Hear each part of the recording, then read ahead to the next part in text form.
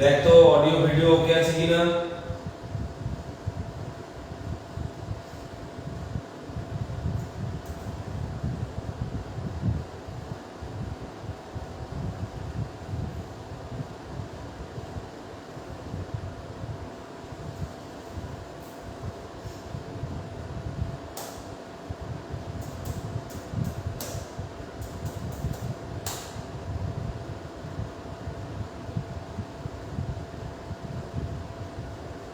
যারা লাইভ আছো তারা আমাকে কমেন্ট করে জানাও যে অডিও ভিডিও সব ঠিক আছে কিনা।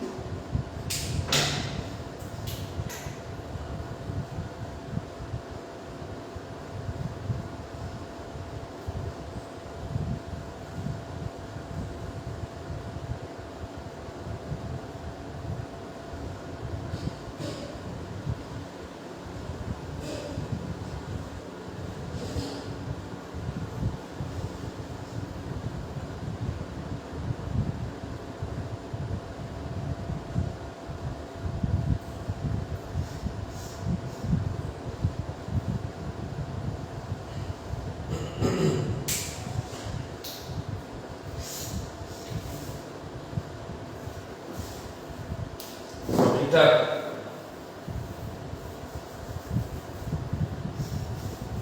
দু মিনিট সময় দিয়ে দিচ্ছি, দেখি যদি কোনো আর লাইভে আসে।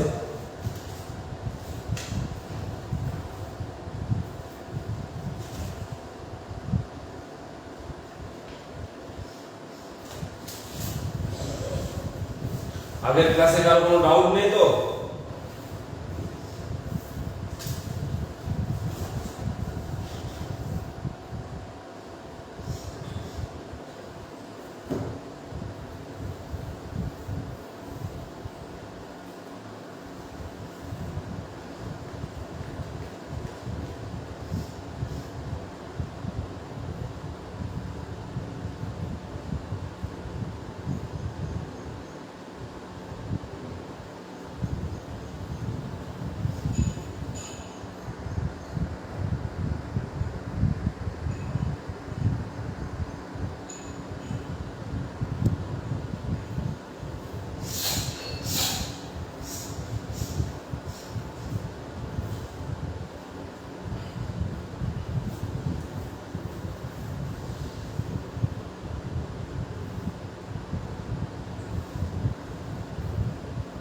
ঠিক আছে সব?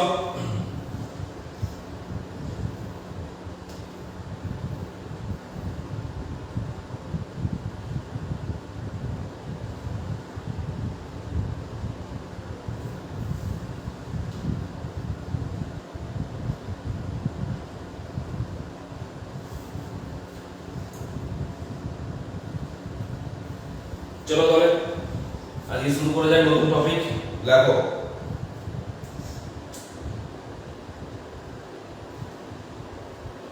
ওকে, ফার্স্ট দেখো দ্বৈত সূত্র।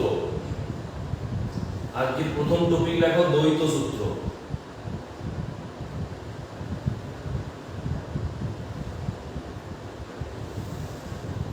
দ্বৈত সূত্র, দ্বৈত মানে দুই।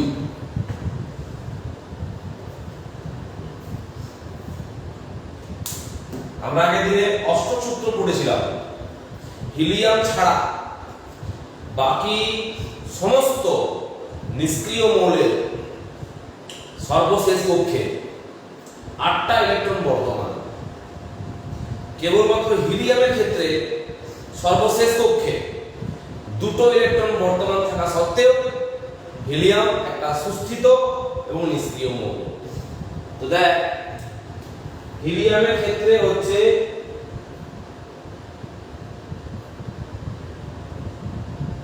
দুই, অর্থাৎ এ কক্ষে সর্বোচ্চ ইলেকট্রন ধারণ ক্ষমতা 2 এবং সেটা হিলিয়ামের ক্ষেত্রে আছে। হিলিয়াম সর্বশেষ কক্ষে দুটো ইলেকট্রন রেখে নিজেকে সুস্থিত করেছে, এটা হচ্ছে দ্বৈত সূত্র। তাহলে হিলিয়ামের কাছে যে মৌলগুলো আছে অর্থাৎ হাইড্রোজেন, লিথিয়াম, বেরিলিয়াম, এরাও কিন্তু হিলিয়ামের মতোই দ্বৈত ইলেকট্রন বিন্যাস লাভ করার চেষ্টা করবে। ঠিক আছে, লাগে পর্যায় সারণীতে সূত্র লিখে নিই আমরা একটা।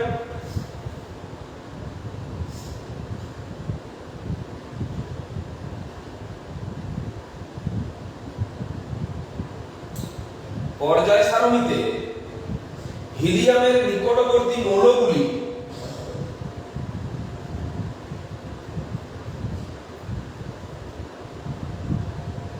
হিলিয়ামের নিকটবর্তী মৌলগুলি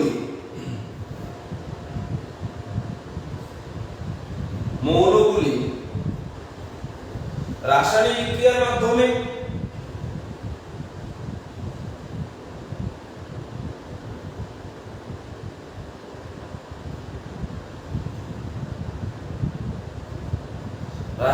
বিক্রিয়ার মাধ্যমে তাদের পরমাণু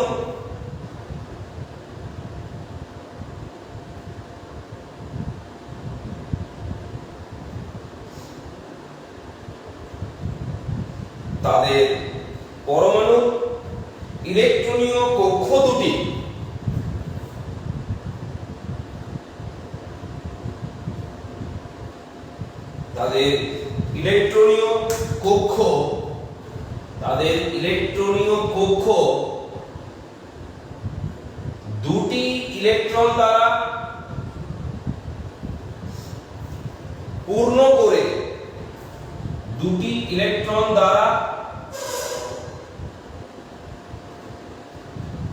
করে দুটি ইলেকট্রন দ্বারা পূর্ণ করে সুস্থিতি লাভ করতে চায়।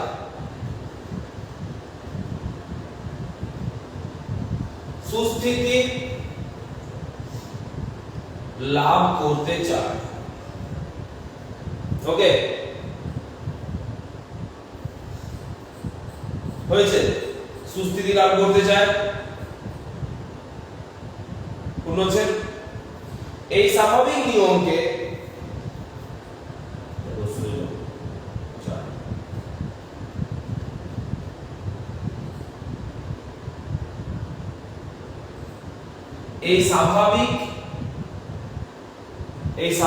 নিয়মকে বলা হয় দ্বৈত সূত্র।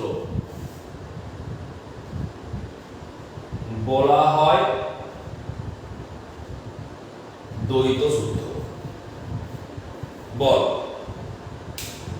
অষ্টক সূত্র দ্বৈত সূত্র একই। অষ্টকের ক্ষেত্রে যেটা 8, দ্বৈতর ক্ষেত্রে সেটা 2। ওকে,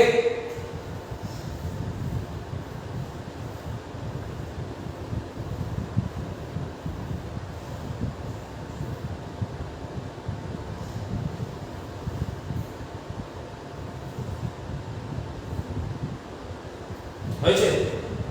এবার আমরা অষ্টক পূর্তি হওয়া বা দ্বৈত পূর্তি হওয়ার যে নিয়ম এবং অষ্টক এবং দ্বৈত পূর্তি হওয়ার পর মৌলের পরমাণুর যে সুস্থিতি লাভ করা সেটা আমরা দেখব। এটা সবাইকে হয়ে গেছে তো? এটা হয়ে গেলে পরে নেক্সট এডিটটা করবি অষ্টক পূর্তি হওয়ার নিয়ম বা সুস্থিত ইলেকট্রন বিন্যাস লাভ করার নিয়ম। অষ্টক পূর্তি হওয়ার যেটা নিয়ম সেটাই হচ্ছে সুস্থিতি বা সুস্থিত ইলেকট্রন বিন্যাস লাভ করার নিয়ম। সুস্থিত ইলেকট্রন বিন্যাস লাভ করা আর অষ্টক পূর্ণ করা একই। যে অষ্টক পূর্ণ করে সেই সুস্থিতি লাভ করে, আর যে সুস্থিতি লাভ করে সেই অষ্টক পূর্ণ করে। তো একটাই ঘটনা, এটাই করো।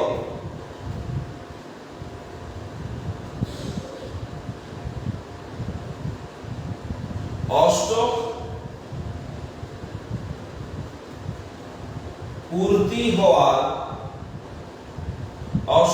পূর্তি হওয়ার নিয়ম বা সুস্থিত ইলেকট্রন বিন্যাস লাভ করার নিয়ম বা সুস্থিত ইলেকট্রন বিন্যাস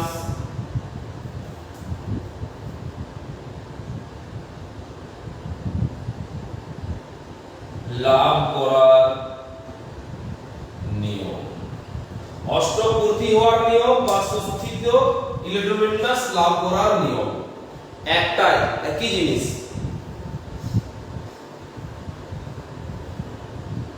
দেখ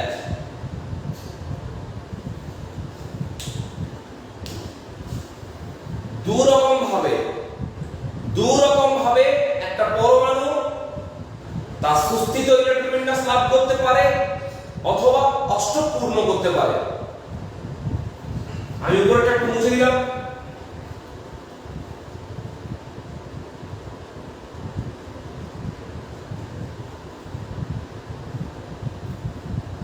দুরকম নিয়মটা দেয়। একটা হচ্ছে ইলেকট্রন আদান প্রদান,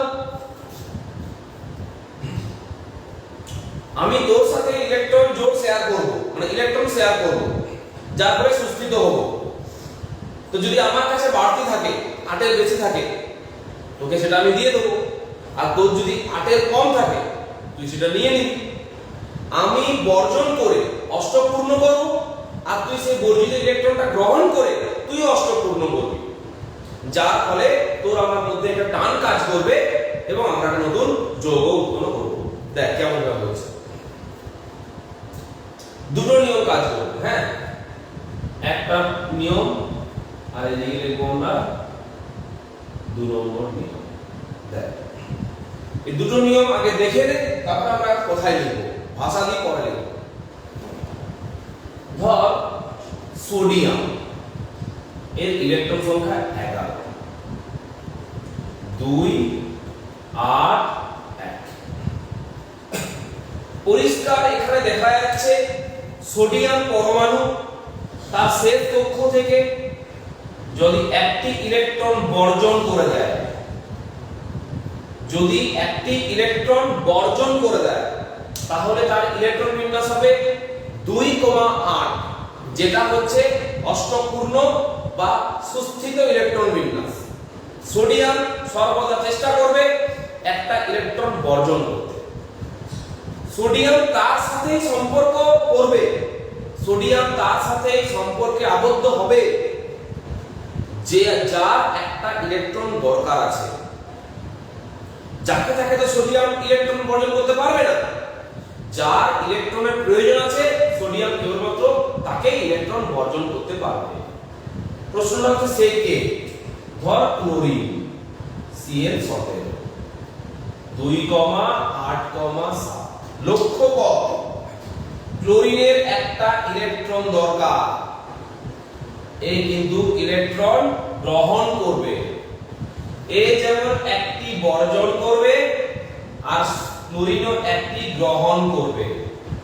এইভাবে সোডিয়াম আর ক্লোরিন পরস্পর ইলেকট্রন গ্রহণ বর্জনের মাধ্যমে সুস্থিত ইলেকট্রন বিন্যাস লাভ করবে, অর্থাৎ তারা অষ্টপূর্ণ করবে এবং নতুন যৌগ সোডিয়াম আর ক্লোরিনের যুক্ত যৌগ সোডিয়াম ক্লোরাইড অর্থাৎ খাদ্য লবণ উৎপন্ন করবে। দেখে নেব কেমন করে বলছে। সোডিয়াম, আমি আগেই বলেছিলাম প্রথম দিনে যে সর্বদা সর্বশেষ কক্ষের ইলেকট্রনগুলো কাজে লাগবে, তার আগের কক্ষের ইলেকট্রনগুলো কোনো কাজে লাগবে না। তাই সর্বশেষ কক্ষের ইলেকট্রনটাকে বলা হয় যোজক কক্ষের ইলেকট্রন বা যোজ্যতা ইলেকট্রন। এখন সোডিয়ামের সর্বশেষ কক্ষে যে ইলেকট্রনটা আছে সেটা হচ্ছে একটা। সেই একটা ইলেকট্রনকে আমি সোডিয়াম পরমাণু চিহ্নের গায়ের উপর ডট, ক্রস, স্টার যে কোনো চিহ্ন দিয়ে আমি বোঝানোর চেষ্টা করব। আমি এখানে সোডিয়ামের উপর একটা স্টার দিয়ে দিলাম। এর অর্থ হচ্ছে সোডিয়ামের সর্বশেষ কক্ষে একটা ইলেকট্রন বর্তমান এবং সোডিয়ামের ইলেকট্রন বিন্যাস তখন হচ্ছে 2,8,1। এটা হচ্ছে সোডিয়ামের ইলেকট্রন বিন্যাস। তার পাশে আমি নিয়ে নেব ক্লোরিন পরমাণুকে। ক্লোরিন পরমাণু সর্বশেষ কক্ষে রয়েছে 7টা ইলেকট্রন। সেই 7টা ইলেকট্রনকে আমি ক্লোরিনের গায়ে ডট চিহ্ন দিয়ে বোঝাবো। দেখে নাও, গুনে নাও, 1 2 3 4 5 6 7। সোডিয়াম ইলেকট্রন বিন্যাসটা হচ্ছে 2,8,7। পরিষ্কার চিত্রটা, যে সোডিয়াম একটা ইলেকট্রন বর্জন করবে, দিয়ে অষ্টক পূর্ণ করে সুস্থিত হবে। ক্লোরিন সেই বর্জিত ইলেকট্রনটাকে গ্রহণ করে অষ্টক পূর্ণ করে সুস্থিত হবে। তো দেরি করে লাভ নেই, সোডিয়াম একটা ইলেকট্রন ক্লোরিনকে দিয়ে দিল। দেখলি সোডিয়াম কেমন দুম করে ইলেকট্রন ক্লোরিনকে দিয়ে দিল। এবার আমরা জানি যে ইলেকট্রন ঋণাত্মক আধানধর্মী কণা, ইলেকট্রন নেগেটিভ চার্জযুক্ত কণা বা ইলেকট্রন ঋণাত্মক আধানযুক্ত কণা। সেই কারণে যদি কেউ ইলেকট্রন বর্জন করে সে ধনাত্মক আধানে আহিত হবে, অর্থাৎ যতগুলো ইলেকট্রন বর্জন করবে তত একক ধনাত্মক আধান ওর বাড়বে। আবার যে ইলেকট্রন গ্রহণ করবে তার তত একক ঋণাত্মক আধান বাড়বে। এখানে সোডিয়াম কি করলো না, পরের স্টেপে আমি তোকে দেখাবো যে সোডিয়াম একটা ইলেকট্রন বর্জন করেছে, তার মানে ওর এক একক ধনাত্মক আধান বৃদ্ধি পেয়েছে। তাই আমি এর মাথায় একটা প্লাস দেবো, সোডিয়ামের মাথায় দেবো একটা প্লাস, এবং ইলেকট্রন বিন্যাসটা কত হয়ে যাবে না 2,8। কারণ সোডিয়াম তার সর্বশেষ কক্ষে থাকা একটা ইলেকট্রনকে বর্জন করে দিয়েছে।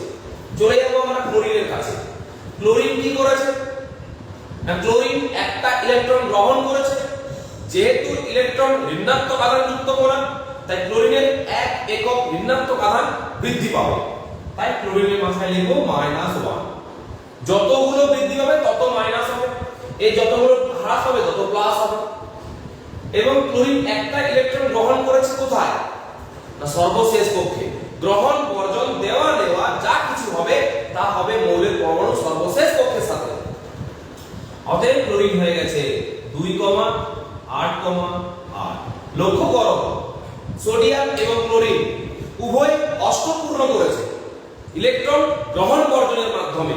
এটা একটা পদ্ধতি, অষ্টক পূর্ণ করে সুস্থিত হওয়ার এটা একটা পদ্ধতি। কি পদ্ধতি না ইলেকট্রন গ্রহণ বর্জন। আমি তোকে দেব, তুই নিবি, যার ফলে আমরা দুজনে সুস্থিত হব। সোডিয়াম ইলেকট্রন বর্জন করে অষ্টক পূর্ণ করে সুস্থিত হলো, ক্লোরিন সেই বর্জিত ইলেকট্রন গ্রহণ করে অষ্টক পূর্ণ করে সুস্থিত হলো। এখন এরা এরপরে কি লেখা যাচ্ছে না এরা হচ্ছে পজিটিভ আধান, ই হচ্ছে এক একক ধনাত্মক আধান, আর এ হচ্ছে এক একক ঋণাত্মক আধান। আমরা জানি অ্যাকর্ডিং টু কুলম্বস ল, কুলম্বের সূত্র অনুযায়ী যে ধনাত্মক এবং ঋণাত্মক আধান পরস্পরকে আকর্ষণ করে কুলম্বীয় বল দ্বারা, ক্লাস 8 এ পড়েছি। সেই বলের জন্য এদের মধ্যে একটা আকর্ষণ বল কাজ করবে, এদের মধ্যে একটা আকর্ষণ বল কাজ করবে। আর আকর্ষণ বল কাজ করলে কাছে আসবে মানে যুক্ত হবে, তাই মাঝে আমি যুক্ত চিহ্ন দিয়েছি। এরা দুজন পরস্পর যুক্ত হয়ে যেটা উৎপন্ন করবে সেটা হচ্ছে সোডিয়াম ক্লোরাইড। কি উৎপন্ন করলো না সোডিয়াম ক্লোরাইড উৎপন্ন করলো। সোডিয়াম ক্লোরাইড একটা নতুন যৌগ বা সোডিয়াম ক্লোরাইড একটা অণু, খাদ্য লবণের অণু বা সোডিয়াম ক্লোরাইড, বুঝা গেছে NaCl। এটা একটা পদ্ধতি, ইলেকট্রন গ্রহণ বর্জন হচ্ছে একটা পদ্ধতি নিজে অষ্টক পূর্ণ হওয়ার বা নিজেকে সুস্থিত করা। পদ্ধতিটা বোঝা গেছে?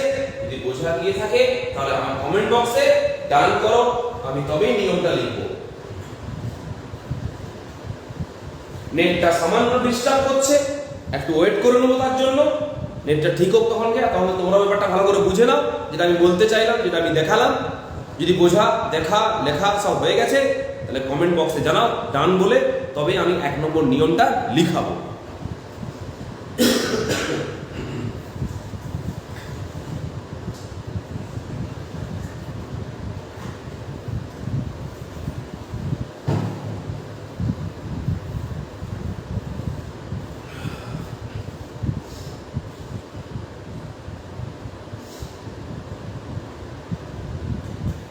জয়ন্ত বুঝতে পেরেছিস?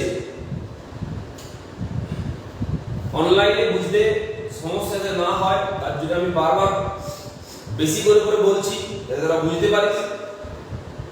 আর আমি বুঝিয়ে বলে তারপরে লিখছি যাতে আগে বুঝে নিস। বুঝেছিস ব্যাপারটা? তাহলে লিখ নিয়মটা। কি নিয়ম না পাতি কথা একজন ইলেকট্রন বর্জন করবে, দিয়ে অষ্টক পূর্ণ করে সুস্থিত হবে, আর একজন সেই বর্জিত ইলেকট্রন গ্রহণ করবে, গ্রহণ করে অষ্টক পূর্ণ হয়ে সুস্থিত হবে। বাস এইটুকুই তো কথা। লাগো একটি পরমাণু সর্বশেষ কক্ষ থেকে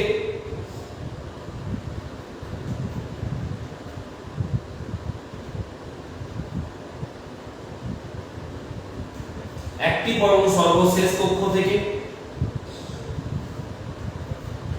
একটি পরমাণু সর্বশেষ কক্ষ থেকে অপর পরমাণুর সর্ববহিষ্ঠ কক্ষে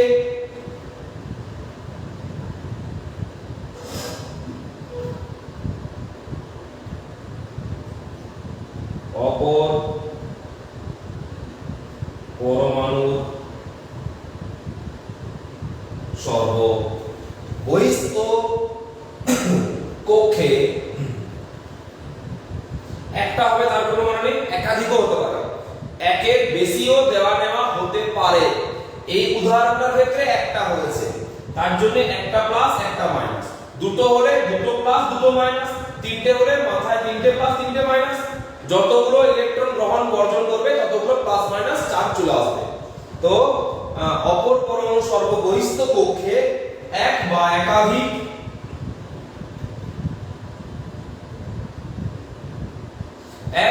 একাধিক ইলেকট্রনের স্থানান্তরের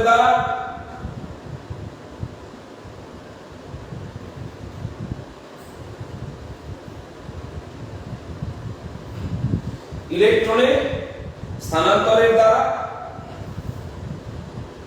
এটা একটা নিয়ম। বাস ভুল হচ্ছে বলো, তাহলে নিয়ম বুঝে গেলাম এবং নিয়মটাকে লিখে নিলাম। এবার 2 নম্বর নিয়মটা বুঝে নেব, তারপরে 2 নম্বর নিয়মটা লিখে নেব।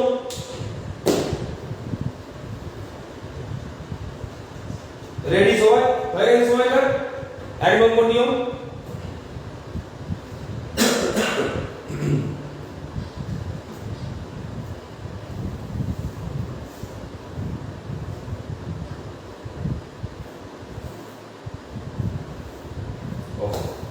দেখো 2 নম্বর নিয়মটা কিন্তু দেওয়া নেওয়া নয়। এখানে কেউ বর্জন করবে না, কেউ গ্রহণ করবে না, তাহলে সব কেমন করে হবে? না, ব্যাপারটা হবে কিরকম? কমন। কমন ব্যাপারটা বুঝিস তো? কিরকম বলতো? ধর গ্রামের দিকে দেখবি কোন এক ভদ্রলোকে দুটো ছেলে, এবারে ঘর বাড়ি ভাগ হচ্ছে, জমি জায়গা ঘর বাড়ি পুকুর যা যা আছে ভাগ হচ্ছে। তো বাবা নিজে ছোট ছেলেকে এবং বড় ছেলেকে সমানভাবে ভাগ করে দিচ্ছেন, যে তোর এই ঘরটা, তোর এই ঘরটা, তোর এই পুকুরটা, তোর এই পুকুরটা, তোর এই জমিটা, তোর এই জমিটা, সব কিছু ভাগ করে দেওয়ার পর দেখা যাচ্ছে যে বাবা একটা ঘরে কোনো এক জায়গায় বাঁশ বাগান ছিল, অনেক বাঁশ এক জায়গায় ছিল। এবারে প্রশ্নটা হচ্ছে যে ওটা কেমন করে ভাগ করবে? বাবা কি করলেন না, যার যখন বাঁশের দরকার হবে সে তখন ওখান থেকে বাঁশ কেটে নেবে, যার যখন বাঁশ দরকার হবে তখন সে ওখান থেকে বাঁশ কেটে নেবে। অর্থাৎ ওই বাঁশ ঝাড়টা কমন রয়ে গেল, অর্থাৎ উভয়ই ব্যবহার করছে। যার যখন দরকার হচ্ছে সে তখন নিচ্ছে, ওটা কেউ বলতে পারবে না যে ওটা আমার। অর্থাৎ ছোট ভাই বড় ভাইকে ওটা দিয়ে দেয়নি, বড় ভাইও ছোট ভাইকে দিয়ে দেয়নি, ওটা এমন এক জায়গায় আছে যার যখন দরকার হচ্ছে সে তখন ইউজ করছে। এটা হচ্ছে কমন বা সাধারণ। অনেক বাড়িতে কি কুয়োটাও থাকে, 2 ভাই বাড়ি করেছে, ঠিক বাড়ির মধ্যে যে পোরশনটা একসাথে জয়েন্ট জায়গাটাতে একটা কুয়ো করেছে, তারপর দুজন সেপারেট হয়ে গেছে, কুয়োটা একটাই আছে, যার যখন জলের প্রয়োজন হয় সে তখন কুয়ো থেকে জল উঠাচ্ছে। তাহলে এটা কি না, এটা কমন কুয়ো। কেউ কাউকে কুয়োটা দিয়ে দেয়নি, না কুয়োটা ছোট ভাই না কুয়োটা বড় ভাই, তাহলে কুয়োটা কার না, কুয়োটা দুজনের কমন কুয়ো। একই রকম ভাবে এখানেও তাই, দুটো মৌলের পরমাণু, দুজনের ইলেকট্রনের প্রয়োজন, দুটো মৌলের পরমাণু দুজনের ইলেকট্রনের প্রয়োজন, কিন্তু কেউ কাউকে ইলেকট্রন দিয়ে দিতে বা কেউ কাউকে নিয়ে দিতে পারবে না। অতএব কি করলো না, দুজন মিলে কিছু কিছু ইলেকট্রন দিল। কাকে দিল? কাউকে দিল না, কোনো এক জায়গায় রাখলো, রেখে পরে ইলেকট্রন জোড় গঠন করলো। ধর তুই একটা দিলি, আমি একটা দিলাম, এক জোড়া হলো। তুই দুটো দিলি, আমি দুটো দিলাম, দু জোড়া হলো। তুই তিনটে দিলি, আমি তিনটে দিলাম, তিন জোড়া হলো। তিনটের বেশি জোড় গঠন করা সম্ভব নয়, তিন জোড়া হচ্ছে সর্বোত্তম বা সর্বশেষ। এখন তুই একটা দিলি, আমি একটা দিলাম, দিয়ে এক জোড়া হলো। ওই এক জোড়া ইলেকট্রন তুইও ব্যবহার কর, আমিও ব্যবহার করব। তোর ওই এক জোড়া ইলেকট্রন ব্যবহার করার ফলে তোর অষ্টপূর্ণ ঘটলো এবং তুই সুস্থিত হলি। আমি ওই এক জোড়া ইলেকট্রন ব্যবহার করার ফলে আমার অষ্টপূর্ণ ঘটলো এবং আমি সুস্থিত হলাম। এইভাবে যখন কোনো ইলেকট্রন জোড় পরস্পর ব্যবহার করবে এবং পরস্পর নিজেরা অষ্টপূর্ণ করে সুস্থিত হবে, তখন এইটা নিয়ম অষ্টপূর্ণ। এক মিনিট আমরা দেখে নেব নিয়মটা এরপরে। পরে আসি এটাকে কি বলে, এটা আলাদা নাম আছে একটা। এই যৌগটাকে কি বলে, এইভাবে উৎপন্ন যৌগের কি নাম, এইভাবে যে বন্ধন তৈরি হচ্ছে বন্ধনটার কি নাম, এইভাবে বন্ধনটার নাম হচ্ছে তড়িৎযোজী বন্ধন, আর যৌগের নাম হচ্ছে তড়িৎযোজী যৌগ। আয়নীয় বন্ধন বা তড়িৎযোজী বন্ধন, আয়নীয় যৌগ বা তড়িৎযোজী যৌগ। আর এরপরে যেটা করতে চলেছি সেটা হচ্ছে সমযোজী বন্ধন বা সমযোজী যৌগ। সমযোজী বন্ধন বা সমযোজী যৌগ দেখে নাও। ধর অক্সিজেন OH 2,6। দেখো অক্সিজেনের কিন্তু অষ্টপূর্ণ করতে গেলে ইলেকট্রন লাগবে কটা না, দুটো ইলেকট্রন লাগবে, দুটো ইলেকট্রন লাগবে। আমি অক্সিজেন গ্যাস প্রস্তুত করব O2 অক্সিজেন অণু, অতএব আরো একটা অক্সিজেন অণু, এরও কত 2,6। কি দেখা যাচ্ছে যে এই অক্সিজেনটারও এক মিনিট,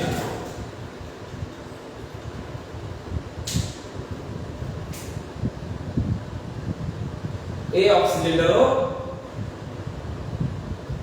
দুটো ইলেকট্রন লাগবে।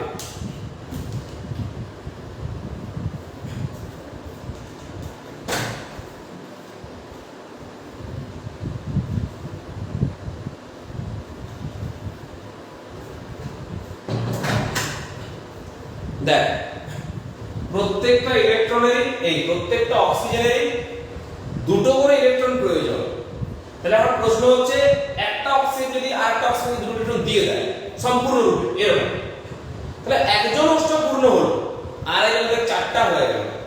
পৃথিবীতে এমন কেউ নেই যে নিজে সর্বোত্তম দিয়ে অপরকে পূর্ণ করে দেবে।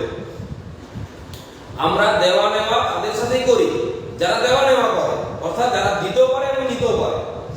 যারা শুধুমাত্র নিতে পারে তাদেরকে আমরা কখনো দিই না, বা যারা শুধুমাত্র দিতে পারে তারা কাউকে কখনো দেয় না।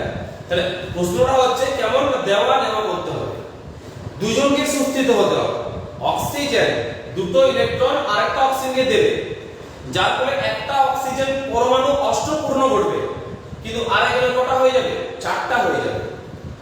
চারটা নিয়ে কি করবে, ও তো অষ্টপূর্ণ করতে পারলো না, তার মানে সুস্থিত হতে পারলো না, সেটা হবে না। তাহলে কি হবে, দেখো অক্সিজেন কটা ইলেকট্রন আছে সর্বশেষ কক্ষে, 6টা। ওই 6টা ইলেকট্রনকে আমি ডট চিহ্নের সাহায্যে তোমাকে দেখাচ্ছি, ঠিক আছে। অক্সিজেন পরমাণু 6টি ইলেকট্রন বর্তমান। আচ্ছা, পাশে আরেকটি অক্সিজেন পরমাণু, এরও সেম, এরও 6টি ইলেকট্রন বর্তমান। এখানে যদি দুজনকে অষ্টপূর্ণ করতে হয় প্রত্যেককে এখনো দুটো করে ইলেকট্রন লাগবে। কোনো একজন যদি কোনো একজনকে ইলেকট্রন প্রদান করে দেয়, একজন হয়তো অষ্টপূর্ণ করে সুস্থিত হবে কিন্তু আরেকজন হতে পারবে না, অতএব সেই ঘটনাটা এখানে ঘটবে না। এখানে ঘটেছিল কেন, এর বর্জন করে সুস্থিত হয়েছে, এর আগে গ্রহণ করে সুস্থিত হয়েছে, অর্থাৎ দুজনে সুস্থিত হয়েছে। এখানে যদি এ দুটো বর্জন করে দেয় ওই দিকের পরমাণুটা সুস্থিত হয়ে যাবে আর এই দিকের পরমাণুটা সুস্থিত হতে পারবে না, অর্থাৎ সেই ঘটনাটা এখানে ঘটবে না। তাহলে কি হবে, এখানে জোড় গঠন হবে, জোড়, এখানে হবে জোড় গঠন। প্রত্যেকটি অক্সিজেন পরমাণু দুটি করে ইলেকট্রন দেবে। কেন দুটি করে দেবে? কারণ কটা করে প্রয়োজন, যতগুলো করে প্রয়োজন ততগুলো করে দেবে, দিয়ে তো আবার নিয়ে নেবে। তাহলে এই অক্সিজেন দুটো ইলেকট্রন প্রয়োজন, তাই ও দুটো ইলেকট্রন দিল। কাকে দিল? কাউকে না, কোনো এক জায়গায় নামিয়ে রাখলো।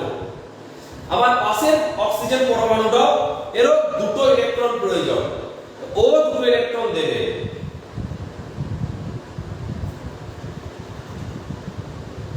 কাকে দিল? কাউকে না, কোনো এক জায়গায় রাখলো। এরপরে স্টেপটা কেমন হবে না, অক্সিজেন যেমন ছিল অক্সিজেন রয়ে গেল, 6টা ইলেকট্রন ছিল তার মধ্যে দুটো কোনো এক জায়গায় নামিয়ে দিয়েছে, যার ফলে তার কাছে এখন 4টা আছে। পাশের অক্সিজেনটার ঘটনাটা তাই ঘটেছে, তার কাছে 6টা ইলেকট্রন ছিল, সে এখন দুটো ইলেকট্রন কোনো এক জায়গায় নামিয়ে রেখেছে, যার জন্য তার কাছে বর্তমানে এখন 4টা ইলেকট্রন রয়েছে। এখন যে ইলেকট্রনগুলো নামিয়ে ছিল সেগুলো কোথায় আছে? যেখানে নামিয়ে ছিল সেখানেই আছে, মধ্যেখানে নামিয়ে রেখেছিল। দুজোড়া যদি দুটো করে ইলেকট্রন দেয় তাহলে দু জোড়া হবে, দু জোড়া মানে মোট 4টা ইলেকট্রন। দেখো 4টা ইলেকট্রন হয়েছে কিনা? হয়েছে। এবারে এই 4টা ইলেকট্রন কার? এই 4টা ইলেকট্রন দুজনের, কারণ উভয় ইলেকট্রন দিয়ে জোড় গঠন করেছে, নিজস্ব ইলেকট্রন নয়। এই 4টা ইলেকট্রন ওদের দুজনের উভয়ের, অর্থাৎ এই 4টা ইলেকট্রনকে উভয়ই ব্যবহার করতে পারে। এখন এই অক্সিজেন এই 4টা ইলেকট্রনকে ব্যবহার করছে। দেখি আমি যে গোলটা দিলাম তার ভিতরে অক্সিজেন পরমাণু আছে এবং দেখ মোট 8টা ইলেকট্রন আছে। আছে 8টা ইলেকট্রন। 8টা ইলেকট্রন যেহেতু অক্সিজেন পরমাণু পেয়ে গেছে তাই সে সুস্থিত হয়েছে। পরে অক্সিজেন পরমাণুটাও দেখ ওই 4টা ইলেকট্রনকে নিয়ে আর নিজের 4টা নিয়ে মোট 8টা করেছে। দেখতে পাচ্ছিস? তো ওই অক্সিজেন পরমাণুটাও 8টা ইলেকট্রন গ্রহণ করার পরে সুস্থিত হয়ে গেল, নিজের 4টা আর কমন 4টা, অর্থাৎ যেটা জোড় গঠন হয়েছিল। হলো দুটো অক্সিজেন পরমাণুরই এখন 8টা করে ইলেকট্রন হয়ে গেছে, তাই এরা দুজনেই এখন খুবই সুস্থিত। তাই এরা পরস্পর যুক্ত হয়ে অক্সিজেন অণু বা যৌগ গঠন করছে। কেমন করে না, এরা এরপরে যুক্ত হয়ে উৎপন্ন হচ্ছে O2, উৎপন্ন হচ্ছে O2 অক্সিজেন অণু। দেখলে এখানে এটার নাম সমযোজী বন্ধন, এটার নাম তড়িৎযোজী বন্ধন, এর নাম তড়িৎযোজী যৌগ, এর নাম সমযোজী যৌগ। সেই সব কথা আমি পরে আসছি, কে সমযোজী যৌগ কে তড়িৎযোজী যৌগ ওসব কথা পরে হবে। এখন আপাতত তুমি দেখলে যে কেমন দুটো পদ্ধতিতে পরমাণুগুলো সুস্থিতি লাভ করছে বা অষ্টক পূর্ণ করছে। ঠিক আছে, বলো 2 নম্বর পদ্ধতিটা বোঝা গেছে কিনা, তবে আমি লিখব। কমেন্ট করো আমাকে।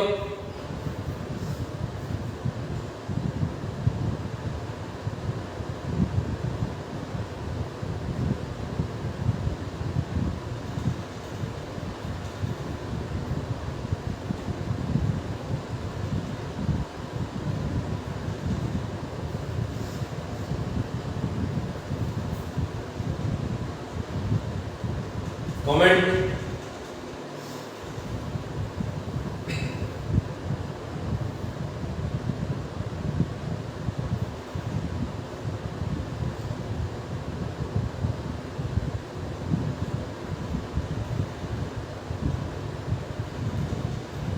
আচ্ছা, ধন্যবাদ বুঝতে পারার জন্য।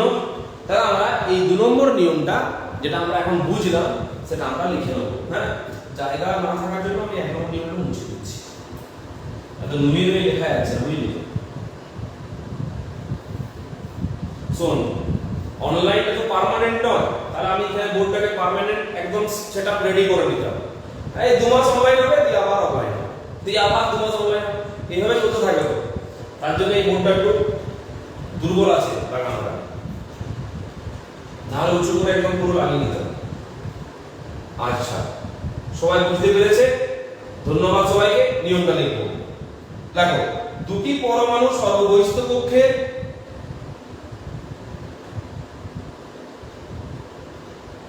দুটি পরমাণু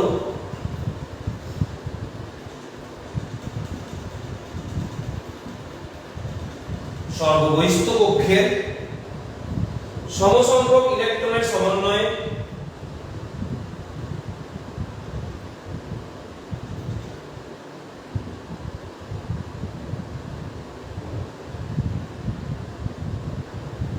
সমসংখ্যক ইলেকট্রনের সমন্বয়ে গঠিত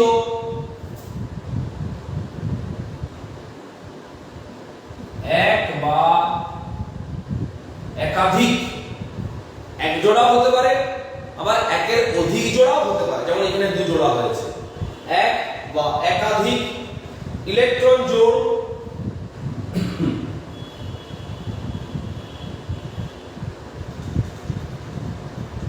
এক বা একাধিক ইলেকট্রন জোড় উভয়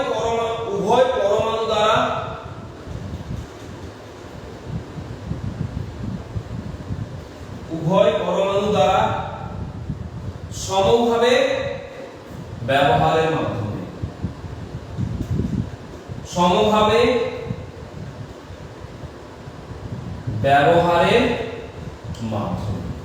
দেখো 2 নম্বর নিয়মটাও কমপ্লিট হয়ে গেল।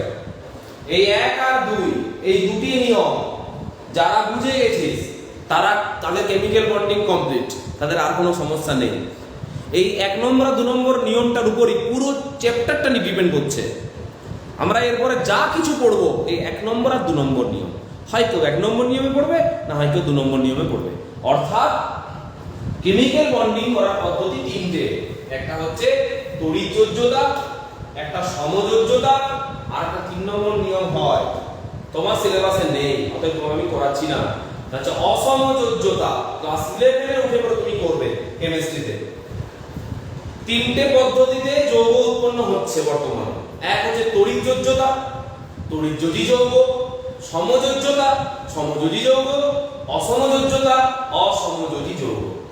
আমরা এখন পড়ব দুটো পদ্ধতি, এক হচ্ছে তড়িৎযোজ্যতা, তড়িৎযোজী যৌগ, সমযোজ্যতা, সমযোজী যৌগ। বুঝা গেছে? আয়নীয় বন্ধন বা তড়িৎযোজী বন্ধন, তড়িৎযোজ্যতা, তড়িৎযোজী যৌগ, সমযোজ্যতা, সমযোজী বন্ধন, সমযোজী যৌগ। এই তো তিনটে ঘটনা। ওকে, তাহলে আমাদের দুটো নিয়ম কমপ্লিট হয়ে গেল। এই দুটো নিয়ম ভালো করে সবাই আরেকবার চোখটা বুলিয়ে নেয়, কারণ আমরা এরপরে যাবতীয় যা কিছু কথা বলবো হয় দুটো নিয়মের মধ্যে কোনো একটা নিয়মে সেটা করবে, হয় সেটা তড়িৎযোজী যৌগ বা তড়িৎযোজী বন্ধন বা তড়িৎযোজ্যতা, না হয় সমযোজী যৌগ, সমযোজী বন্ধন, সমযোজ্যতা। এই দুটো ঘটনা আমরা এখন পড়তে থাকবো। তাহলে বোর্ডে যা কিছু আছে আমি সব মুছে দিচ্ছি। আচ্ছা, বোর্ডের লেখাটা পড়ে দেবো, দুটি পড়ে দিচ্ছি, অবশ্যই পড়ে দিচ্ছি। দুটি পরমাণু সর্ববহিস্থ কক্ষের সমসংখ্যক ইলেকট্রনের সমন্বয়ে গঠিত এক বা একাধিক ইলেকট্রন জোড় উভয় পরমাণু দ্বারা সমভাবে ব্যবহারের মাধ্যমে।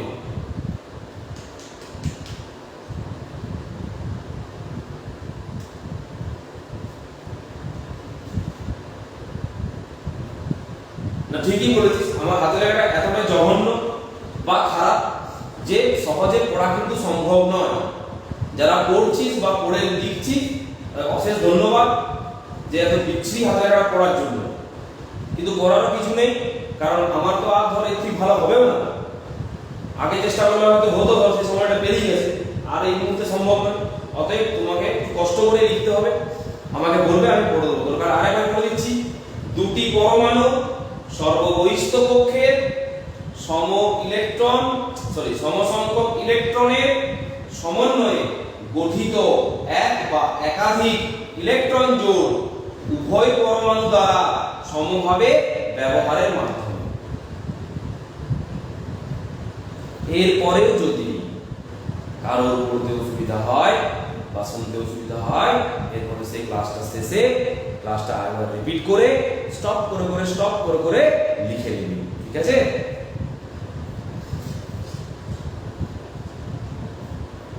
তাহলে মুছে দিই এগুলো।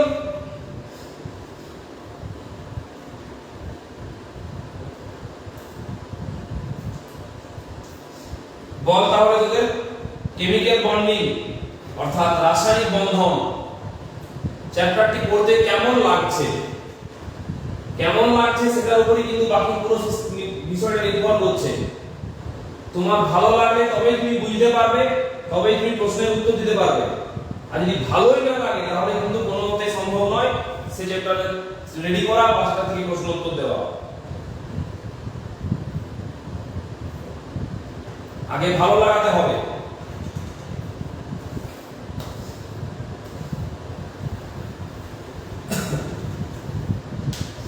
আচ্ছা প্রীতি আছিস? প্রীতি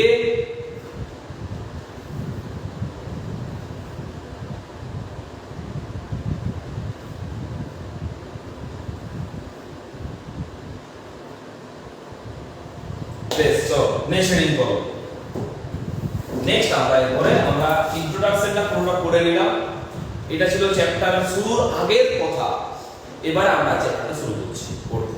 এতক্ষণ যা কিছু পড়েছি তাতে চ্যাপ্টার শুরু হয়নি। চ্যাপ্টারটা শুরু করার আগে এগুলো আমরা জেনে নিলাম, প্রিভিয়াস।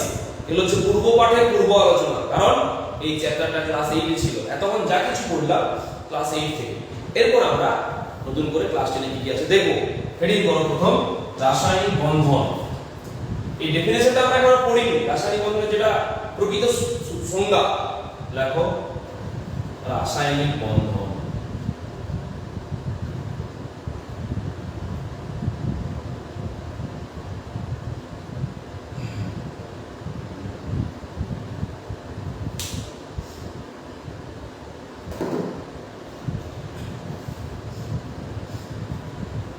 দেখো রাসায়নিক বন্ধন কাকে বলে আমরা তখন নিশ্চয়ই বুঝে গেছি। দুটো মৌলের পরমাণু তারা তাদের সর্বশেষ কক্ষে ইলেকট্রন দিয়ে দেওয়া নেওয়া করে বা জোড় গঠন করে একটা সম্পর্ক স্থাপন করছে, তাদের মধ্যে একটা টান কাজ করছে এবং তারা নতুন যৌগ উৎপন্ন করছে। এই টানটাকে বলছি আমরা রাসায়নিক বন্ধন। ওকে, চলো নোট করবো। যে কোনো পদ্ধতিতে হতে পারে সেটা তড়িৎযোজী, হতে পারে সেটা সমযোজী, হতে পারে সেটা অসমযোজী। যে কোনো পদ্ধতি হোক না কেন ঘটনাটা এক। দেখলি তো, যে কোনো পদ্ধতিতে হোক না কেন ইলেকট্রন আদান প্রদান, দেওয়া নেওয়া, জোড় গঠন এর মাধ্যমে তারা কিন্তু সুস্থিত হচ্ছে এবং তাদের মধ্যে একটা আকর্ষণ বল কাজ করছে এবং তারা নতুন যৌগ উৎপন্ন করছে। এই আকর্ষণ বলটাকে বলছি আমরা, টানটাকে বলছি আমরা কেমিক্যাল বন্ডিং বা রাসায়নিক বন্ধন। বন্ধন বাঁধা, দেখো বন্ধন মানে বেঁধে রাখছে, বাঁধা। যে কোনো পদ্ধতিতে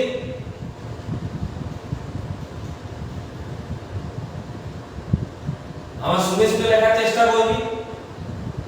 যে কোনো পদ্ধতিতে দুটি পরমাণু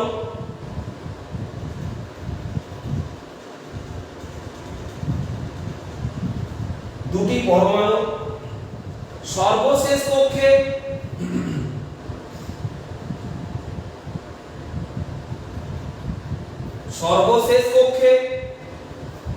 সুনির্দিষ্ট সংখ্যক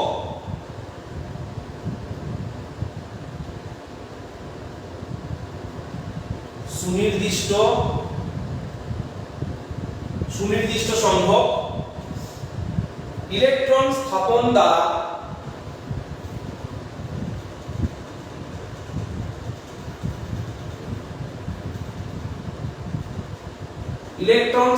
দ্বারা সেটা দেওয়া নেওয়া হতে পারে, জোড় গঠন হতে পারে। ইলেকট্রন স্থাপন দ্বারা এদের মধ্যে যে বন্ধনে মানে টানটা, এদের মধ্যে যে বন্ধনে অর্থাৎ একটি পরমাণুর সঙ্গে অন্য পরমাণুর বন্ধন মানে অর্থাৎ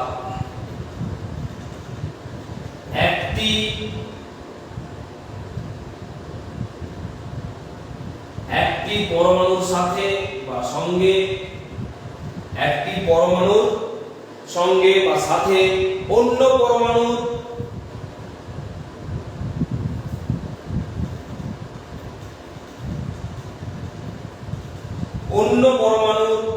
যুক্ত হওয়ার যে ক্ষমতা মানে টানটা, হ্যাঁ, যুক্ত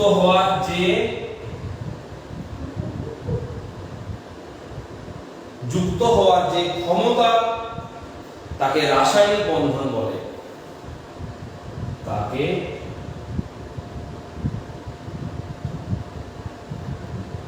রাসায়নিক বন্ধন বলে। তাকে রাসায়নিক বন্ধন বলো। এটা হচ্ছে রাসায়নিক বন্ধন বা কেমিক্যাল বন্ডিং এর প্রকৃত সংজ্ঞা। আমি আরেকবার বলে দিচ্ছি।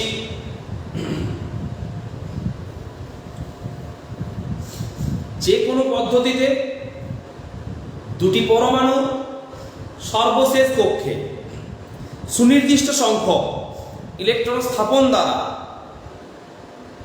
সুনির্দিষ্ট সংখ্যক মনে হচ্ছে ওই অষ্টপূর্ণটা, সুনির্দিষ্ট সংখ্যক ইলেকট্রন স্থাপন দ্বারা এদের মধ্যে যে বন্ধনের অর্থাৎ একটি পরমাণুর সাথে অন্য পরমাণু যুক্ত হওয়ার যে ক্ষমতা, যে টান, যে আকর্ষণ বল, তাকে রাসায়নিক বন্ধন বলে। তাকে রাসায়নিক বন্ধন বলে। ওকে, এবার আমরা এর প্রকারভেদ করব। প্রকারভেদ, রাসায়নিক বন্ধনের ভাগগুলো করব। নিচে হেডিং করো প্রকারভেদ, রাসায়নিক বন্ধনের প্রকারভেদ, টাইপস অফ কেমিক্যাল বন্ডিং।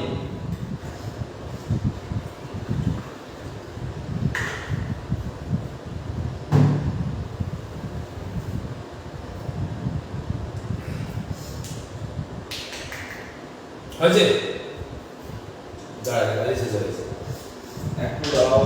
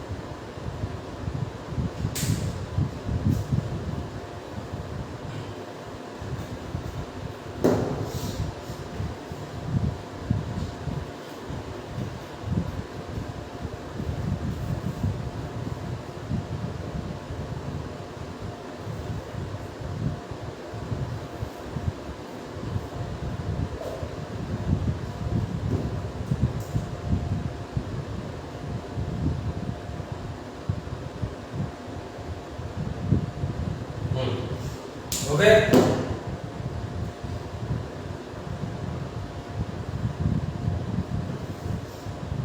এক নম্বর লেখো তড়িৎ যোজী বন্ধন বা আয়নীয় বন্ধন।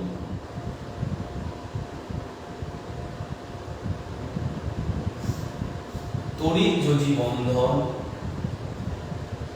বা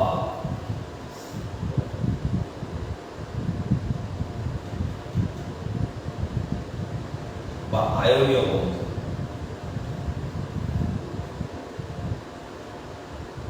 তড়িৎ যোজী বন্ধন বা আয়নীয় বন্ধন, এটার সাথে বা এটার পাশে তুমি ব্র্যাকেট দিয়ে একটা কথা লিখে রাখতে পারো যে তড়িৎ যোজী বন্ধন গঠিত হয় তড়িৎ যোজ্যতা দ্বারা। তড়িৎ যোজী বন্ধন গঠিত হয় তড়িৎ যোজ্যতা দ্বারা। মানে ওই যে টানটা, এক্ষেত্রে টানটা আলাদা নাম রাখা হয়েছে তড়িৎ যোজ্যতা, আকর্ষণ বলটার নাম রাখা হয়েছে তড়িৎ যোজ্যতা। 2 নম্বরে নিয়ে নেব আমরা সমযোজী বন্ধন।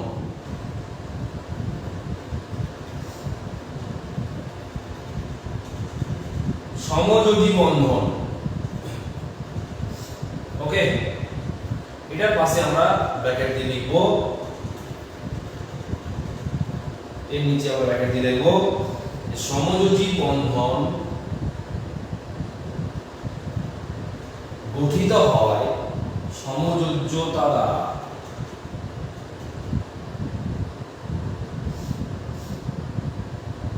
সমযোজ্যতা দ্বারা। 3 নম্বরে আমরা আমাদের সিলেবাসে নেই, অথচ প্রকার ভেদে তো বলেছি যখন পুরোটা করতে হবে। তাহলে অসমযোজী বন্ধন,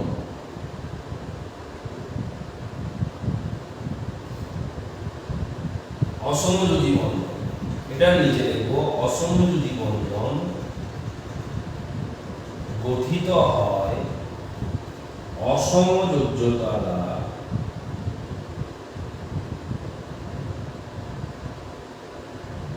অসমযোজ্যতা দ্বারা 3 প্রকার বন্ধন আর 3 প্রকার যোজ্যতা আর 3 প্রকারের যৌগ। 3 প্রকার বন্ধন, তার জন্য 3 প্রকারের যোজ্যতা আর তার জন্য 3 প্রকারের যৌগ।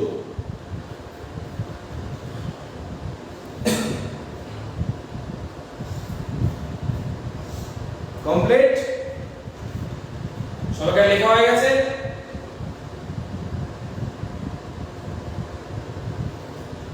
হোয়াটসঅ্যাপে চেক করে নেবো কোনো কিছু বলতিস কিনা কেউ।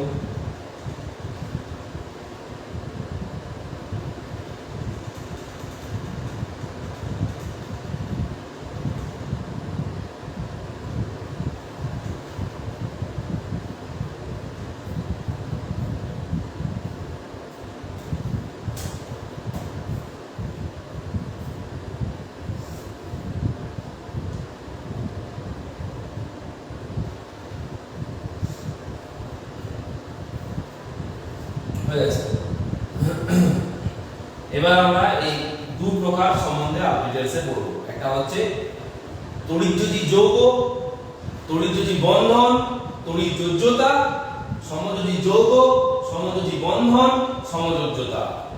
অসমযোজ্যতা বাকি থাকবে ক্লাস 11 এর জন্য। তাহলে ওখানে গিয়ে কি পড়বে? বাকি থাক 11 থেকে তো কেমিস্ট্রি স্যার কি পড়াবে তাহলে? সব যদি পড়ি দেবো এখন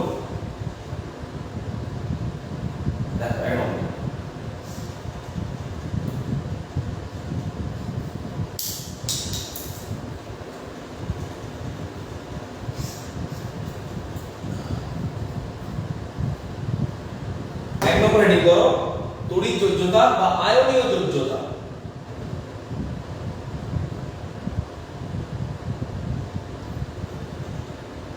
আগে আয়নীয়টা পড়ব, তারপরে সমযোজ্যতা। আয়নীয় আর তড়িৎযোজী কিন্তু একটাই কথা, তড়িৎযোজ্যতা বা আয়নীয় যোজ্যতা। ঠিক আছে?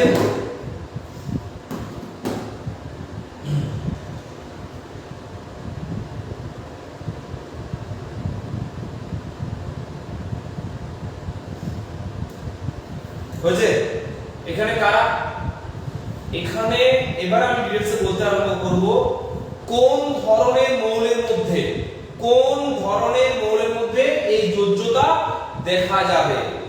সেই ধরনটা পর্যায় সারণীতে ছিল, সেখান থেকেই বলবো কোন ধরনের মৌলের মধ্যে এবং কেমন করে।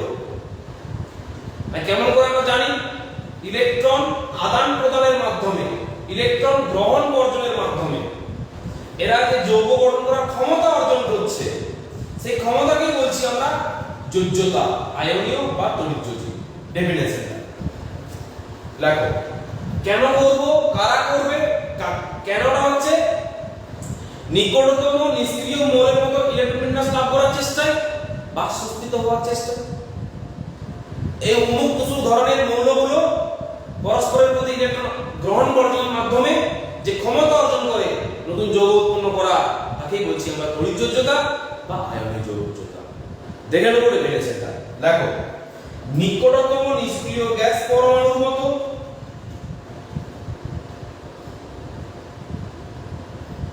নিকটতম নিষ্ক্রিয়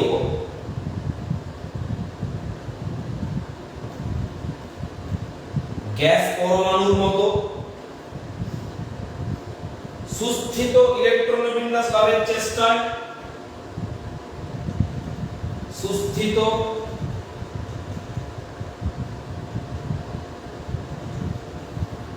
ইলেকট্রনীয় বিন্যাস লাভের চেষ্টায়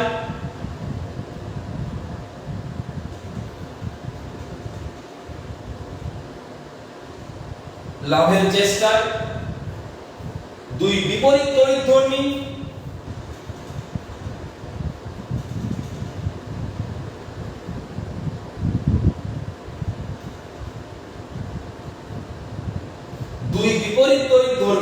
কেন বলা হয়েছে দুই বিপরীত তড়িৎধর্মী? দেখলি না, একজনের মাথায় প্লাস এলো সে ধনাত্মক আধান, একজনের মাথায় মাইনাস এলো সে ঋণাত্মক আধান। তাহলে প্লাস আর মাইনাস তারা কেমন? দুই বিপরীত তড়িৎধর্মী।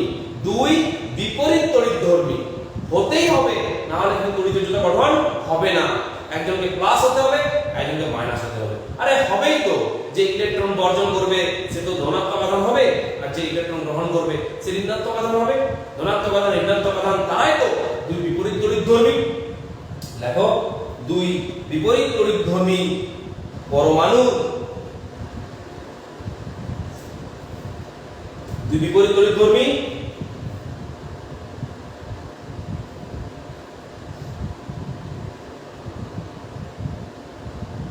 আচ্ছা, এখানে দুই বিপরীত তড়িৎধর্মী বলতে আগে এসে বোঝানো হয়েছে, মনে আছে কি? পর্যায় সারণীর একেবারে বাঁ দিকে যে মৌলগুলো ছিল তারা ছিল তীব্র তড়িৎ ধনাত্মক ধর্মী, আর পর্যায় সারণীর একবারে ডান দিকে যে মৌলগুলো ছিল তারা ছিল তীব্র তড়িৎ ঋণাত্মক ধর্মী। এই তড়িৎযোজ্যতা বা আয়নীয় যোজ্যতা যে মৌলগুলোর মধ্যে ঘটবে তারা অবশ্যই একজন হবে তীব্র তড়িৎ ধনাত্মক ধর্মী মৌল অর্থাৎ পর্যায় সারণীর বাঁ দিকের মৌল, আরেকজন হবে তীব্র তড়িৎ ঋণাত্মক ধর্মী মৌল অর্থাৎ পর্যায় সারণীর ডান দিকের মৌল। দেখলি না, সোডিয়াম আর ক্লোরিন নিলাম। সোডিয়াম পর্যায় সারণীর বাঁ দিকের মৌল, তীব্র তড়িৎ ধনাত্মক ধর্মী মৌল। ক্লোরিন পর্যায় সারণীর ডান দিকের মৌল, তীব্র তড়িৎ ঋণাত্মক ধর্মী মৌল। এই দুই বিপরীত তড়িৎধর্মী মৌলের মধ্যে বলা হয়েছে, দুই বিপরীত তড়িৎধর্মী পরমাণুর মধ্যে এই দুই বিপরীত তড়িৎধর্মী পরমাণুরা কারা? একজন হচ্ছে তীব্র তড়িৎ ধনাত্মক ধর্মী মৌল যারা অতি সহজেই ইলেকট্রন বর্জন করতে পারে, অর্থাৎ যারা রয়েছে পর্যায় সারণীর একেবারে বাম দিকে, ক্ষার ধাতু, ক্ষারীয় মৃত্তিকা ধাতু। চলে যাব তীব্র তড়িৎ ঋণাত্মক ধর্মী মৌল যারা রয়েছে পর্যায় সারণীর একেবারে ডান দিকে, যারা অতি সহজে ইলেকট্রন গ্রহণ করতে পারে। পর্যায় সারণী পড়ানোর সময় বলেছিলাম তারা তীব্র তড়িৎ ধনাত্মক ধর্মী মৌল এবং তারা তীব্র ঋণাত্মক ধর্মী মৌল। কারা? যারা পর্যায় সারণীর বাঁ দিকে রয়েছে, যারা অতি সহজে ইলেকট্রন বর্জন করতে পারে তারা হলো তীব্র তড়িৎ ধনাত্মক ধর্মী মৌল।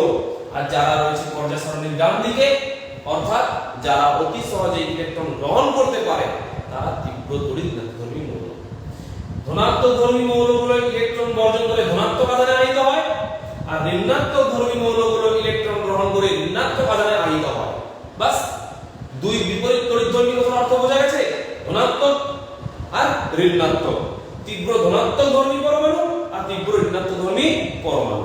পর্যায় সারণীর বাম দিকে সাথে পর্যায় সারণীর ডান দিকে একদল ইলেকট্রন বর্জন করতে পারে, একজন ইলেকট্রন গ্রহণ করতে পারে। একদল ইলেকট্রন বর্জন করে ধনাত্মক আধান উৎপন্ন করে, একদল ইলেকট্রন গ্রহণ করে ঋণাত্মক আধান উৎপন্ন করে। এরাই হচ্ছে দুই বিপরীত তড়িৎধর্মী পরমাণু। লেখো, দুই বিপরীত তড়িৎধর্মী পরমাণু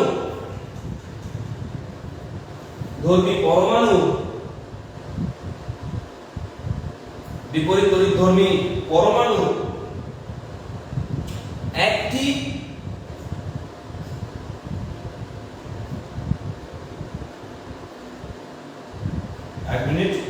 দুই বিপরীত ধর্মী পরমাণু তার সর্বশেষ কক্ষে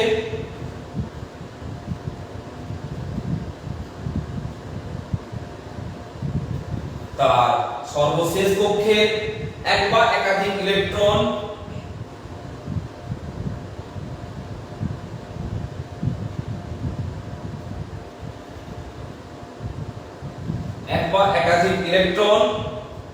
অপরটির শেষ কক্ষে, মানে অপরটির অপর পরমাণুটি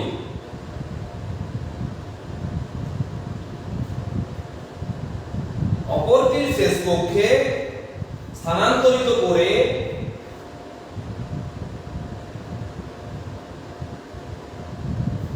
স্থানান্তরিত করে দুটি বিপরীত তড়িৎধর্মী আয়নে, একটা ক্যাটায়ন একটা অ্যানায়ন, স্থানান্তরিত করে দুটি বিপরীত তড়িৎধর্মী আয়নে, মনে আছে একটা হয়েছিল Na+ আর একটা হয়েছিল Cl-, এটা ক্যাটায়ন পজিটিভ আয়ন, এটা অ্যানায়ন নেগেটিভ আয়ন, দুটি বিপরীতধর্মী আয়নে, আর এখানে দুই বিপরীত তড়িৎধর্মী পরমাণু এখানে দিতে পারি আমরা সোডিয়াম আর ক্লোরিন, মনে রাখার জন্য নিজের সুবিধার্থে সোডিয়াম ক্লোরিন, আর দুটি বিপরীত তড়িৎধর্মী আয়নে সোডিয়াম আয়ন আর ক্লোরিন আয়ন। দেখো বিপরীতধর্মী আয়নে পরিণত হয়ে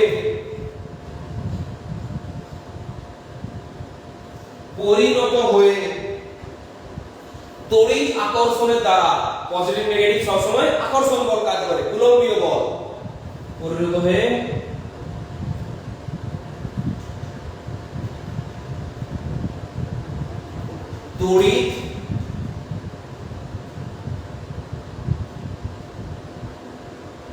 তড়িৎ আকর্ষণের দ্বারা পরস্পরের সঙ্গে যুক্ত হয়ে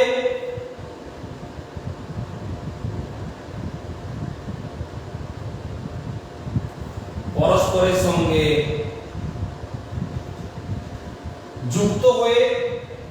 সঙ্গে যুক্ত হয়ে কি করে, নতুন যৌগ গঠন করে,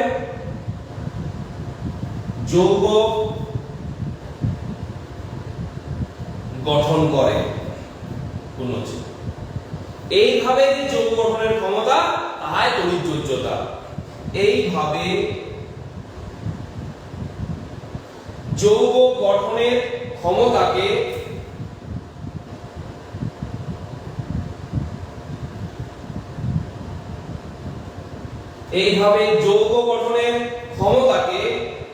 তড়িৎযোজ্যতা বলে।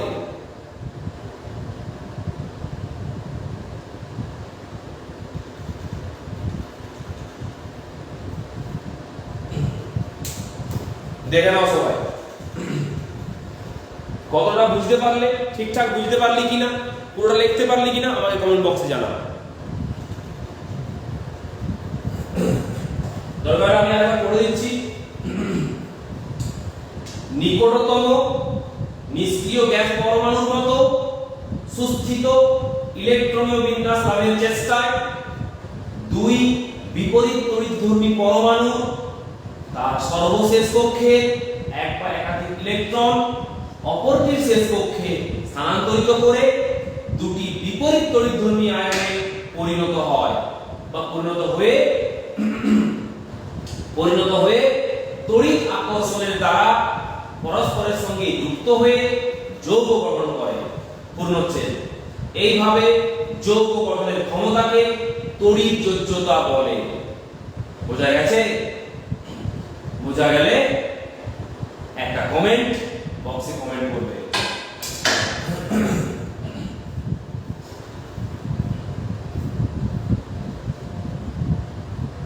এবারে বল, তোদের জিজ্ঞাসা করছি, আর কি বাড়তি পড়াবো নাকি এতটাই থাকবে? আজকের ক্লাস এতটাই থাকবে নাকি আর পড়াবো? তোমরা আমাকে কমেন্ট বক্সে জানাও তোমাদের মতামত। তোমাদের মত নেই আমি বাকিটা পড়াবো যদি পড়াতে হয়, আর না হলে এখানে থাকবে, কারণ অলরেডি ক্লাস 1 ঘন্টা হয়ে গেছে। আর মনে রাখবি, অনলাইনে টানা 1 ঘন্টা ক্লাস মানে অফলাইনে কিন্তু সেটা 1.5 ঘন্টার উপরে। এখানে কোনো বাড়তি কথাও নেই, তোদেরও বলার সুযোগ নেই, আমারও বলার সুযোগ নেই। এই জায়গাটা খুবই কষ্টের, না আমি বাড়তি কোনো কথা বলতে পারছি না তোরা কোনো বাড়তি কথা বলতে পারছিস। সত্যিই কষ্টের, কিন্তু এটা আমাদেরকে সহ্য করতেও হবে, কিছু করার নেই, কারণ পড়াশোনাটা তো চালিয়ে যেতে হবে। বহির্জগতে যা হচ্ছে হোক, আমাদের পড়াশোনার জগতে কিন্তু পড়াশোনাটাকে আমাদের চালিয়ে যেতে হবে যতক্ষণ বেঁচে থাকবো।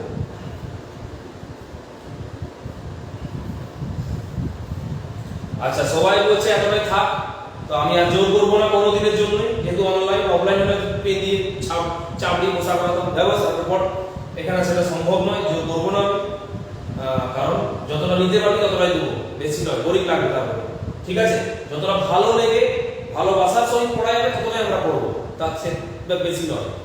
আচ্ছা, তোদেরকে আমি আগের দিন জিজ্ঞাসা করেছিলাম যে দুদিন লাইভ ক্লাসের সাথে সাথে একটা করে আলোর ক্লাস কি আপলোড করব?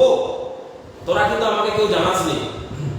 যদি পারিস তো এখন কমেন্টে জানা যে আলোর ক্লাস আপলোড করব কি করব না। অর্থাৎ সপ্তাহে দুটো করে এরকম কেমিস্ট্রি লাইভ ক্লাস চলবে, নাকি সাথে একটা করে আলোর ক্লাসও চলবে। অর্থাৎ কেমিস্ট্রি ফিজিক্স একসাথে করবি নাকি একটা একটা করে আলাদা করে করবি। আমাকে তোমরা কমেন্ট বক্সে এখনই জানাও।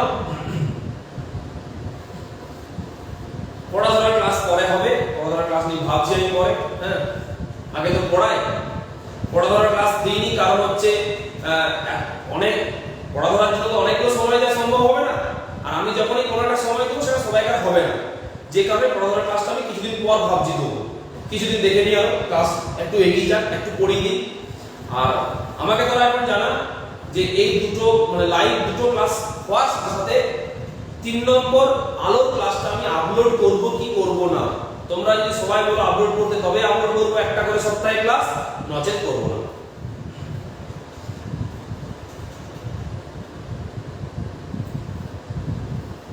কথা বলা যাবে, বন্ধুরা কথা বলবো। দুদিন সময় দাও আমাকে, একটু টাইমটা একটু ভালো করে রেডি করে দিই সবাইকে।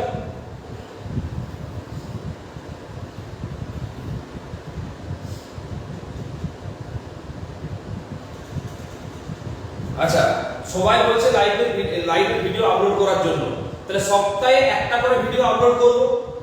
যেদিন তোদের ক্লাস থাকবে না সেদিন আমি যেদিন আপলোড করব আমি হোয়াটসঅ্যাপ গ্রুপে জানিয়ে দেবো যে লাইভে একটা ক্লাস আপলোড করলাম। আমি দেখছি কোন কোন দিন তোদের লাইভ ক্লাস আছে, তারপরে মাঝে যে দিনটা পড়বে সেই দিনটাতে আমি লাইভ মানে আলোর ক্লাসটা আপলোড করব। আলোর 5টা ক্লাস আপলোড করেছি, এরপর 6 নম্বর ক্লাসটা আপলোড করব। ক্লাস শুধু আপলোড করলে হবে না, তোমাদেরও কিন্তু ক্লাসটা কমপ্লিট করতে হবে। কেমিস্ট্রি পড়ার সাথে সাথে কিন্তু ফিজিক্সের ক্লাসটা কমপ্লিট করতে হবে, এটা যেন মনে থাকে। ঠিক আছে, আমি এই সপ্তাহে একটা ক্লাস আপলোড করে দেব। ওকে, সবাই চাইছে ক্লাস আপলোড করতে, অতএব আমি করে দেবো। থ্যাংক ইউ, ধন্যবাদ প্রত্যেককে, মানে এই জোশটা দেখানোর জন্য যে না স্যার আমরা কেমিস্ট্রি দুটো ক্লাস করার সাথে সাথে ফিজিক্সের একটা ক্লাস করতে পারবো। কারণ এখন অনেক সময় বাড়িতে বসে আছিস, অধিকাংশ সময় বাড়িতে বসে আছিস, আর সপ্তাহে 3 দিন হয়তো তো 300 MB বা 400 MB করে নেট যাবে, সেটা তো কিছু করার নেই, তার জন্য রিচার্জ করতে হবে এখন টোটালি। আচ্ছা ঠিক আছে, সবাই বলেছে আপলোড করতে, আমি আপলোড করে দেবো এবং জানিয়ে দেবো আপলোড করার পর হোয়াটসঅ্যাপ গ্রুপে যে আপলোড করলাম বলে। তোমরা রীতিমতো ক্লাসটা সময় করে নোটস রেডি করে নেবে। হ্যাঁ, ওকে, তাহলে আজ এই পর্যন্ত রইল। ওকে, বাই।